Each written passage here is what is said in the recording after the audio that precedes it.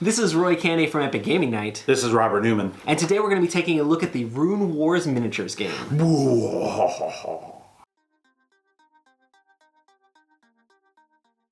Runewars is a fantasy tactical miniatures game set in the Tirnoff universe for 2 players. In Runewars, you use rank and file movement, so all of your miniatures move together in interlocking trays. Games are played over 8 rounds, and the player who has the most units left standing at the end of 8 rounds is declared the winner. Each turn, players are going to be ordering their different units using command dials. These command dials allow you to secretly select the action for each of your units on the turn. They will go in initiative order based on the white number of the action that you select. So some units will be faster at actions depending on which actions that they select. Runewars uses a movement template system to move your units around the board. So as you select your different actions, you can do different turns or different banks with your units based upon your chosen modifier for your movement. If you select a movement modifier with a burst at the end of it, that means you're trying to lead a charge. And if you end your turn engaged with an enemy, you'll be able to do an attack on the same turn.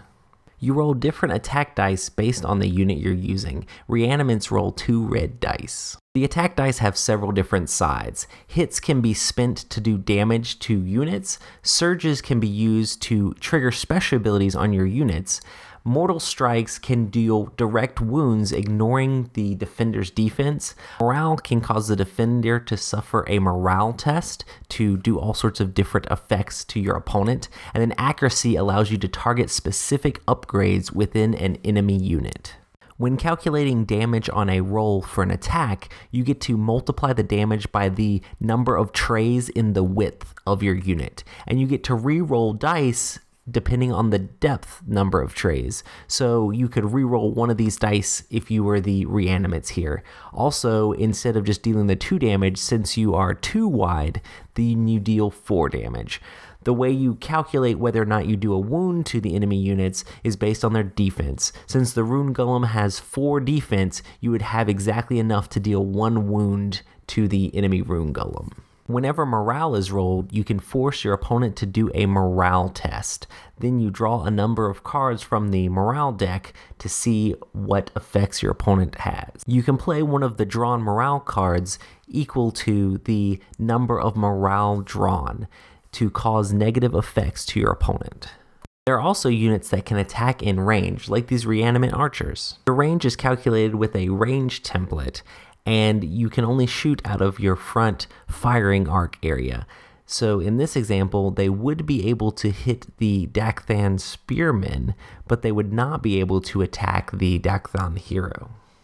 Here, the reanimate archers attack the spearmen and get 3 hits on the dice, which they multiply by the width of the front lines that they have. So they'll be dealing 6 damage to the enemy spearmen. So the spearmen each only have 1 defense, so they take 6 wounds and lose 6 units, removing 1 tray and 2 units from another tray. When removing casualties from a block, they are always taken from the back rows first. In combat, if you ever flank an enemy from the rear or sides, you get to add an extra die to your combat rolls.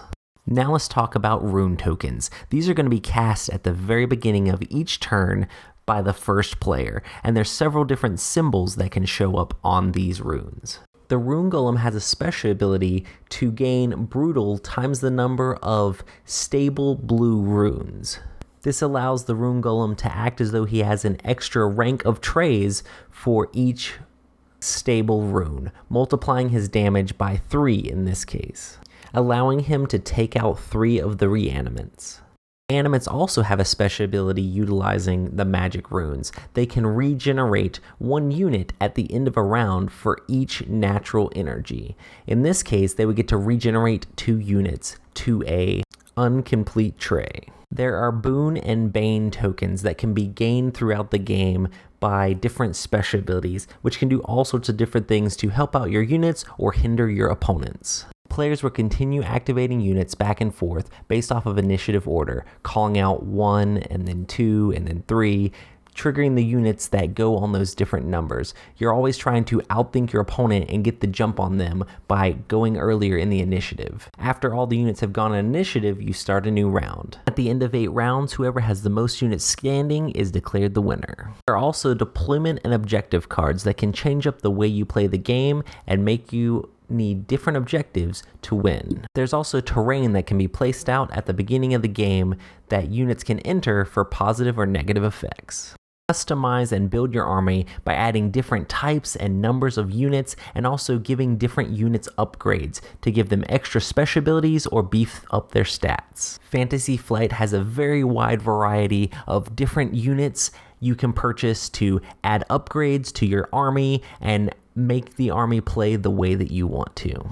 There's also a big hobby aspect to the Runewars Miniatures game where all the models don't come pre-assembled. You have to put them together, glue them, prime them up, and you can paint them and put nice bases on them and play the game with an army looking the way that you want it to.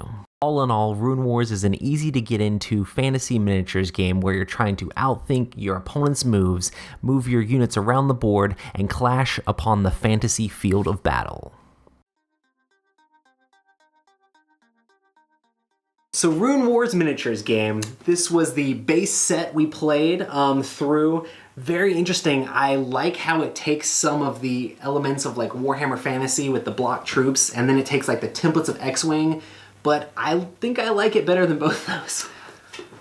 Yes. I love it a lot more than X-Wing. Mm-hmm. I love the theme. Like, I'm a big Star Wars fan. I like Star Wars. Yeah, for sure. I like the way that the mechanics of this work. I think what they did is they took some really great aspects of X-Wing, and then they took some really good aspects of like Warhammer and other stuff, and they merged it together, and I love this combination. But I would definitely play this over X-Wing or Armada. I think X-Wing is pretty interesting because like you have to like go a specific way. I really like how in this one you can turn whichever direction you want when you pick a turn. Yeah. And it's the main thing that I love about this game is the combat is easier because it doesn't have the whole defense dice. You have like standard defense for your characters. Yeah. But the thing that's the best I think in this is the fact that it's not like my turn, your turn, my turn. Correct. It's the fact that you're trying to, each unit has initiative on the different moves and things like that. And you're trying to outthink your opponent and outsmart them and figure out when you can jump into combat before them. Or are you going to wait for them to come to you and do an attack but have like a bonus damage on there. Oh yeah. And there were several times where when we've played this game, it's just like, I misstepped or like I thought I was going to be able to get the jump on you and you ran in first so I wasn't able to attack you back, or I was able to just wait for you and wait for you to come in and attack. So there's lots of like interesting decisions on how fast your characters can go in the initiatives. And I agree with you 100%. I absolutely love that because there were some times where I was thinking, oh, Roy's just going to do this, and he didn't.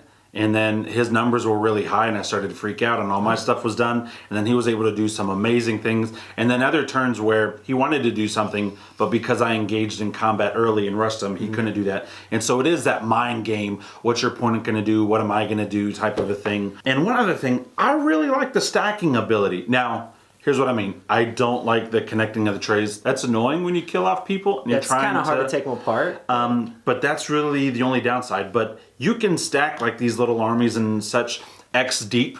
And the different abilities that it gives you, like the brutal or the precise and the other things like that. Being able to roll more dice or being able to duplicate the amount of damage. Yeah, so, absolutely loved it. Yeah. And what did you think about the whole like runes thing with the rune magic that you cast at the beginning of each turn that makes your characters weaker or stronger depending on the turn? Like it made my undead be able to heal guys back up. It made the rune golem like he's all about that. He can go faster or slower or more brutal or less brutal. At first, I was afraid. I was petrified, thinking how I'm going to win with those rune golems at my side. Yeah. That was corny. But anyway, I loved it. This guy is a beast. If you get the game, be the humans. The Rune Golem, he's amazing. He's a beast. But here's the downside of him. a lot of his movement is based off of whatever you roll those rooms on, and he only goes in straight directions. You can pivot with him, but you got to spend one of your action things to do it with him. But I really like that, because when you think about it, you got a huge boulder coming at you. It's not going to be super mobile, and so it made sense. It added another element to the game where he was either effective or ineffective, because he can move a lot if you roll those great, but he may not be able to attack. Or he could attack and then he gets the brutal thing that goes with him, which makes him really effective. So I'm worried that I really like the game. I didn't want to like the game, and I was like, oh, okay, we'll play, but I really liked it. And Roy was telling me, and he can go on into this more, the way that the boxes and everything came together. It wasn't as complicated to put together like Warhammer 40K. And so do you want to talk about that a little bit more? Yeah, there's definitely a hobby aspect of this where you want to paint your models up and do all that stuff. But at first, when they come out, like every single one of these things are at least in two pieces. Like even the archers, like their arms come off, and all of the different, like some of the skeletons will have one arm and then another arm, but they're all push fit. So what that means is you can just push them together and they'll be solid and stuck together. So it's not really that hard. I assembled the entire army without any glue at all. You wouldn't really want to play with that because some of the characters, some of the stuff would fall off, but I have like very minimal glue on any of this stuff because I still want to be able to take it apart to be able to paint it and stuff.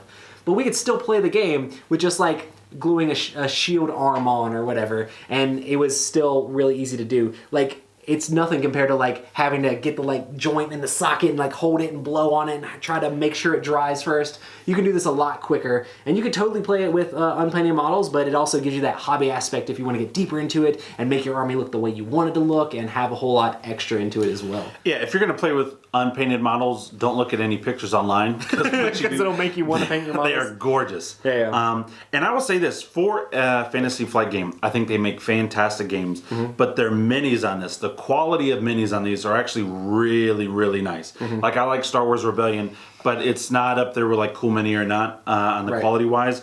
But they're very sharp, they're very clean cut. I mean, it is a well put together game. So. Yeah. And it definitely has that whole miniatures aspect of being able to build an army the way you want and like having different upgrades. It has like upgrade system very similar to X-Wing, where different units can use different types of upgrades, and you can change things out and make it like give it your own feel and play with more of this type of unit or less with this type of unit. Of course, there's not a whole lot of that in just the core set. Correct. But if you have two core sets and like we're planning on trying to maybe try to trade up and like you do humans and I'll do undead, or maybe see what happens, and that way we can have more living variety. Things.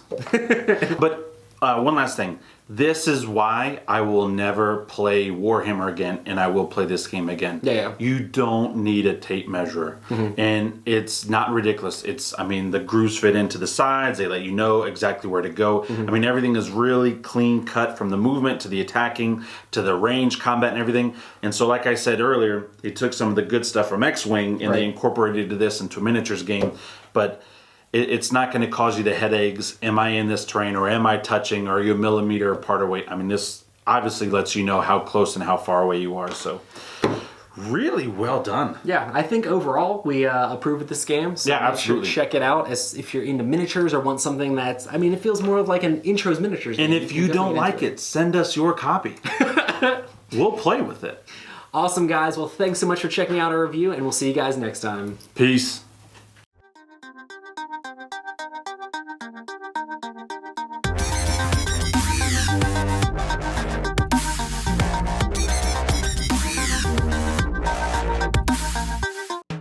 Thanks so much for watching the Dice Tower videos. Find more great videos and reviews, as well as our top-rated audio podcast at Dicetower.com. You can also find other great shows at DicetowerNetwork.com. I'm Eric Summerer, and you've been watching The Dice Tower. The Dice Tower is sponsored by Cool Stuff Inc., where you can find great games for great prices.